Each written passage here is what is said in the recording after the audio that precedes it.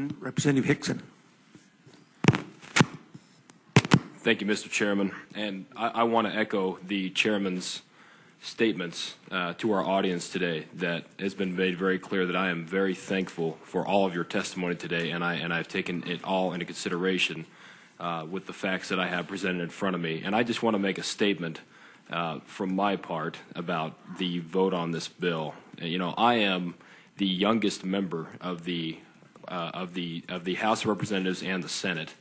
Representative Malik and I are both 31, and you know this has been a firestorm issue that we have come into, been elected to come into to review. And you know this has not been an easy decision. I've toiled with this night over night. I've talked to my constituents. I've talked to my business community, and I've talked to most everybody that's been in this crowd today regarding this issue. And I am very confident that I am making the right choice on my independent, excuse me, being independent of lobbyist influence, of insurance influence, of the governor's office influence. I have tried to take a very independent stand on this issue.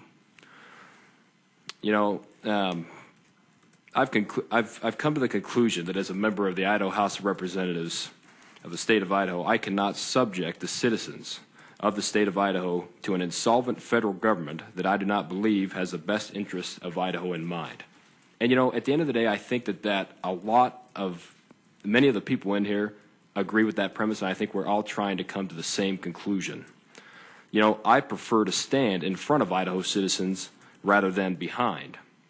I stood opposed to a state exchange for a long time before I came and actually did my homework. And really read through thousands of pages of laws, sat through countless meetings, and really tried to make sense of what I was about to endeavor on as a new Idaho State Representative. Excuse me. I am not ready to cede all authority for this exchange over to the federal government. I cannot stand here before you today and let that happen. I am just as committed to protecting state sovereignty as I think most of the legislators in this state are, and I know that our governor is as well. It's taken me a long time to get to this point to be able to sit up here in front of you all to say this, but I have done the research on this, and I have put the time in, and I'm confident in my decision.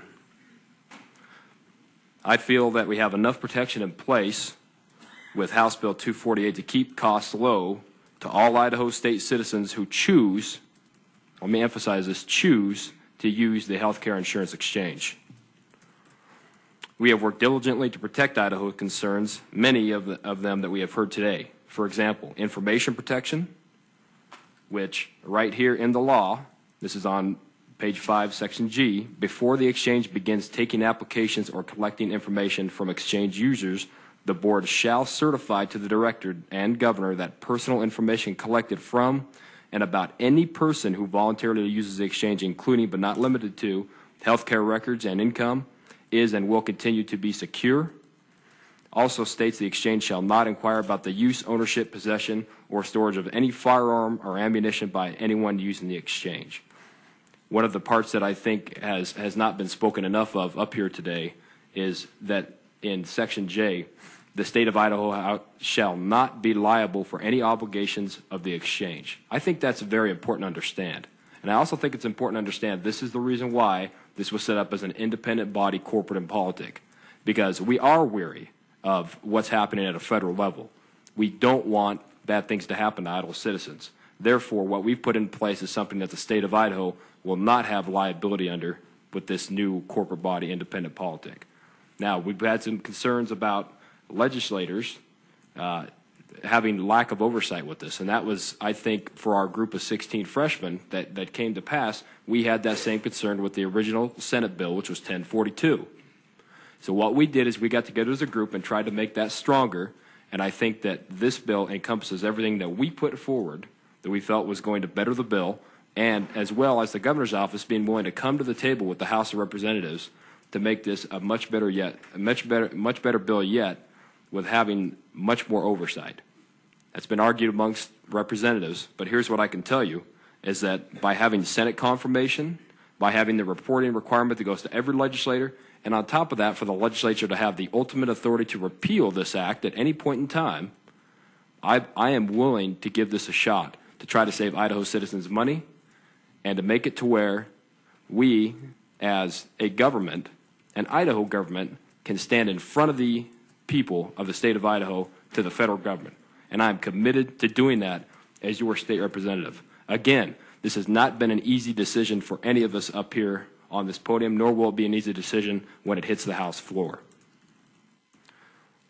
In closing, I just want to say that given all the facts that have been presented, and given that we have to make a decision on this right now, I will stand with the state exchange, but I will keep a very close eye on it going forward, as I think all of us will in the state legislature. I will be supporting the motion, Mr. Chairman. Thank you.